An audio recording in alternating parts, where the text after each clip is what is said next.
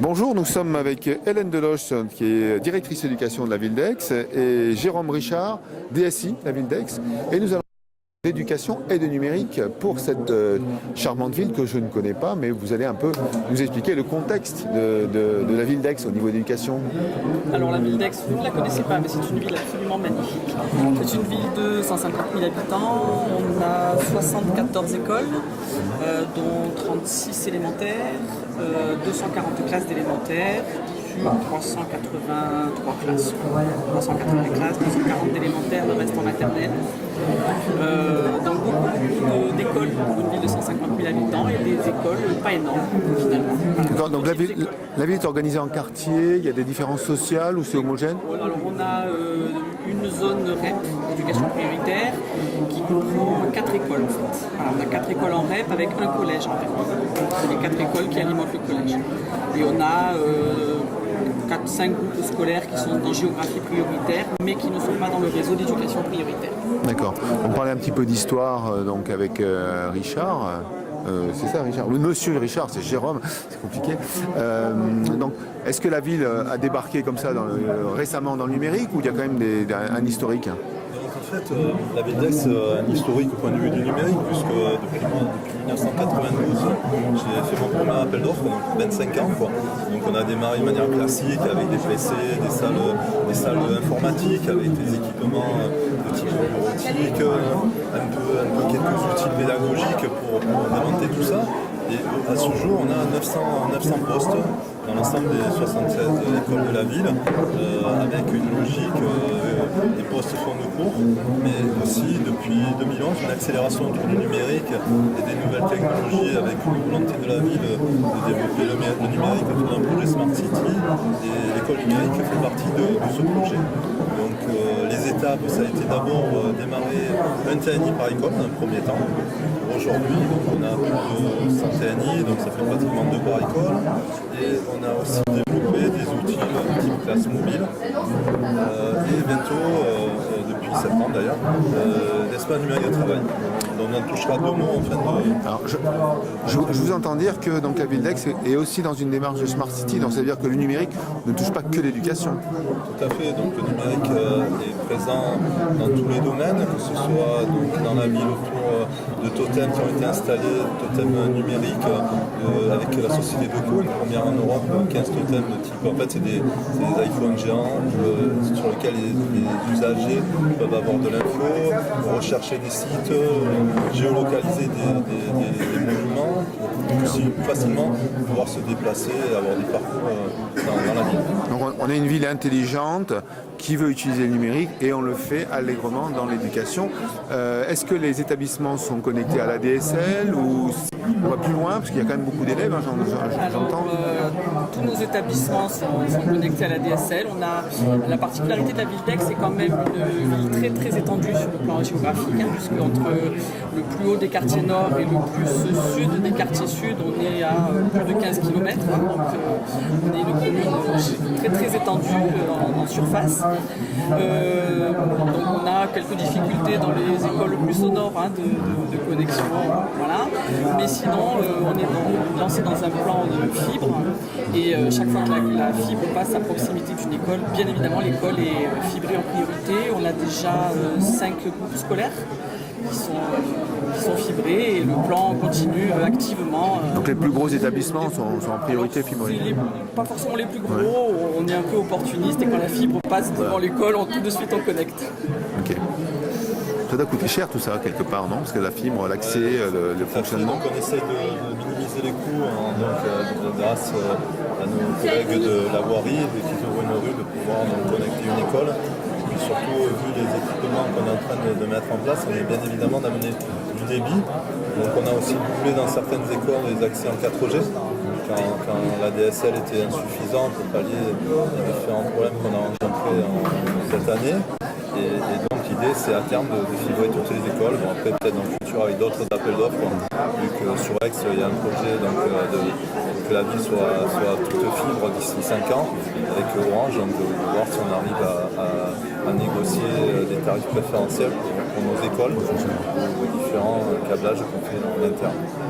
Alors au-delà de l'équipement, hein, parce qu'effectivement, acheter, vous avez parlé de 900 postes, est-ce qu'il y a aussi une stratégie sur le contenu, sur les plateformes d'échange avec les écoles? Qui c'est qui en parle de ça? Alors c'est vrai que la stratégie d'équipement est importante. On est dans un plan de remise à niveau de tout le parc. Bien évidemment, c'est pas exclusif, hein, et on n'est pas la ville d'Aix ne se situe pas dans l'effet d'annonce. On équipe toutes les classes de TNI, par exemple. On n'y va pas à pas. Les TNI, c'est 15 par an. Mais du coup, on a une vraie concertation avec l'éducation nationale, un vrai travail avec l'éducation nationale et du coup, un vrai usage derrière. Et on pense que c'est important, ça vaut la peine. Donc, le deal, c'est il y a un projet d'enseignant ou d'établissement, alors on va doter, ou c'est il y a une politique, hop on y va, et puis quand ça passe devant, on met les... équipe effectivement en fonction d'un projet d'école. On travaille en très étroite collaboration avec les équipes des circonscriptions, puisque sur Aix il y a 3 circonscriptions, et voilà, il y a un vrai projet d'usage pédagogique qui est derrière chaque installation de matériel. Oui.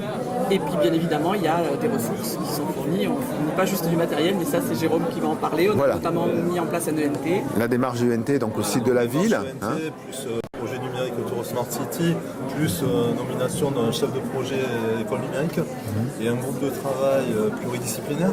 Donc ça c'est important, c'est un peu la clé du succès aussi, hein, parce qu'on se réunit à une fréquence d'une ou 2 fois par mois. Pour justement ajuster les différents petits ratés qui peuvent avoir lieu dans les différentes écoles et pour améliorer toujours la qualité du service numérique qu'on peut donner aux élèves. Et donc justement l'idée c'était de mettre en place un espace numérique de travail pour justement concilier temps de travail maison, temps de travail école et que les enfants soient toujours avec leur outil numérique à portée de main et aussi le lien avec les parents. Donc on a démarré en septembre avec la société One d'équiper 12 écoles, donc on voit un tiers des écoles primaires et on continuera en septembre. Donc cette ENT comprend un cahier de texte qui est en fait mis à jour par l'institut pour chaque classe, quoi. Et les parents donc, peuvent visualiser chez eux aussi ce que l'enfant a à faire au quotidien. Eux, ils ont un blog qui est alimenté régulièrement. Ce blog permet, par exemple, quand il y a des classes vertes, de créer un lien avec les parents aussi, ça les rassure de voir leurs enfants, les photos de leurs enfants. Et en plus, on est en train de créer un lien avec le site Vive de la ville d'Aix, le site web, pour qu'ils puissent aussi payer en ligne tout ce qui est périscolaire et dans le futur les cantines. Et donc que ça soit complètement intégré dans notre espace citoyen. Qui est une des plus belles réalisations qu'on a fait autour de Smart City. Il y a la cantine aussi, le menu de la cantine, des choses qui mine de rien, en fait, ça intéresse toujours les parents. Les menus des enfants aussi sont consultables sur smartphone dans cette logique-là et on imagine intégrer des QR codes devant les écoles pour que les parents puissent visualiser dans la logique sur Smart City le menu de leurs enfants et des services nouveaux qui vont être autour d'aider les parents à faire des circuits, même pour mener leurs enfants à l'école, une logique de circuit intelligent, donc de covoiturer, donc on est aussi dans une logique d'économiser de Smart City, réduction de poids de carbone dans la ville. Super. Voilà. Non et on a bien évidemment le projet développement d'usage dans les temps périscolaires. Oui, alors en fait, vous avez bien géré la fameuse réforme, vous savez, là. Oui, elle est tout à fait bien gérée. Aix-en-Provence. Et c'est vrai que voilà, on est dans des projets d'usage périscolaire et donc d'usage partagé du numérique aussi. Voilà. Parce que c'est important, effectivement. C'est tout l'intérêt du la mutualisation des efforts financiers qui est fait par les citoyens de la ville quand même. D'accord, ok, c'est bien. Bon, bon courage pour l'année prochaine, parce que l'année prochaine va recommencer, il va falloir tout mettre en œuvre. C'est pour ça qu'on est là aujourd'hui aussi. Une dernière question sur les budgets, parce que acquisition, investissement, c'est le rôle d'une collectivité. Le problème quand on est équipe, il faut maintenir tout ça, parce que là je vois que le parc est quand même assez conséquent. Est-ce qu'il y a aussi donc une mise en œuvre d'une logique de maintenance? C'est géré en externe? Comment c'est géré? Tu le prévois dans les marchés, je pense, Jérôme? Oui, donc Ouais. moi, en fait, dans mes marchés, j'ai des personnes, des agents, des techniciens. J'ai affecté 2 techniciens pour l'ensemble des écoles de la ville, pratiquement à plein temps, sauf période scolaire. Mais bon, c'est 2 personnes pratiquement à plein temps sur le budget de fonctionnement. En investissement, on a un taux de remplacement de cinquantaine de machines par an, donc autour des 100 000 euros, un budget de 100 000 euros en fonctionnement. Il n'y a pas trop de casse globalement. Pas de casse, pas de vol, enfin voilà, c'était Quelques vols. Quelques pannes et quelques vols, mais tout à fait. Puis après, on recycle les micros aussi. On a une logique de recycler les micros des employés municipaux. D'accord. Ils font une seconde vie dans les écoles, on va dire. Ce qui permet d'utiliser les dépenses aussi. Est-ce que vous avez prévu dans le projet des réunions? Alors on parlait de concertation avec l'éducation nationale. Souvent, dans les échelons hiérarchiques, souvent l'enseignant ne sait pas trop ce qui se passe. Est-ce que dans le premier degré, c'est peut-être moins le cas. Dans le second degré, on a toujours. Voilà. Dans le premier degré, on voit, comme disait Jérôme, les ERI. En direct, on a des réunions avec l'utilisateur. les ERI, voilà, tous les mois, et c'est très en lien avec l'usager qui est l'enseignant dans la classe. Et donc, il y a quand même des remontées des enseignants sur les évolutions possibles, j'imagine. Ouais, ça va très vite, ça monte. Ils ont très envie. Les budgets arrivent, il faut gérer. Bon, entendu. Merci beaucoup. Merci à vous.